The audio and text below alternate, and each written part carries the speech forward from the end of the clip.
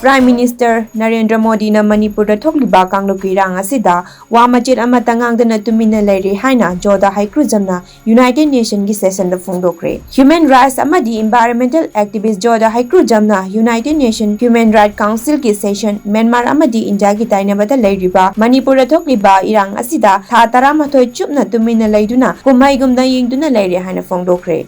Switzerland ki Geneva da pangthokpa yankhai ga mangarak suba United Nations Human Rights Council ki session da Jodha Heigrujam na tha 18 phajik laklaba kangluki irang asina maram oiraga laikhitraba singidama United Nations Declaration of the Right of the Indigenous People gi article 93 gi makhada financial amadi technological assistance pibinaba taksinkhre hari ningsingba yabadi lamdam asigi maming leiraba civil society organization ama oiriba kokomi gi spokesperson oina thawporiba khuraijam Athobana February 13 lagliba April 5 da loisingadauriba United Nations Human Rights Council ki session da saruk yaduna malengi miyamda Manipur da thokliba irang asigi maramda wafam kaya phongdokhiba laikhrabani. Mr. President, I stand before you as a mighty indigenous people of Manipur, India, deeply saddened by the ongoing turmoil in our state since May 3, 2023.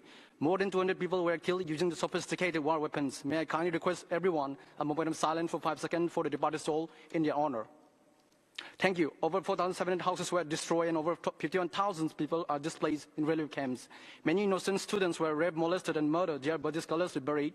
The barbaric actions perpetrated by the Chinkoki narco-terrorists of Myanmar and Bangladesh, aiming to establish separate nations for free drug business and poppy plantations, have resulted in the savage slaughter of our indigenous populations, beheading with knives, dismemberment through chopping akin to the predative behavior of one element. Our Indian state's efforts to quell the turmoil have faltered, leaving a void of silence, especially as our Prime Minister Narendra Modi has remained conspicuously mute, not altering a single word more than 10 months on the plight of citizens and neglected to address the ongoing violence in Manipur. Mr. President, since our Indian states collapsed to maintain law and order, even our central paramilitary forces prove ineffective in safeguarding civilians, but they compromise through enticements. Now we are exhausted and left to defend our indigenous territory. Our youth forced to choose gun instead of pen because we don't have choice when the Indian states fail to protect its citizens from the armed militant illegal immigrants. It seems like every day we are in dire-like situation. Despite being indigenous people, we can move only 8% of the land and the rest of it were surrounded by the militant group. Mr. President, we implore your interventions to restore peace, security, human rights in Manipur. Lastly, we seek your interventions for financial cooperation and technical assistance support under Article 41 of the United Nations Declaration on the Rights of Indigenous People. I thank you.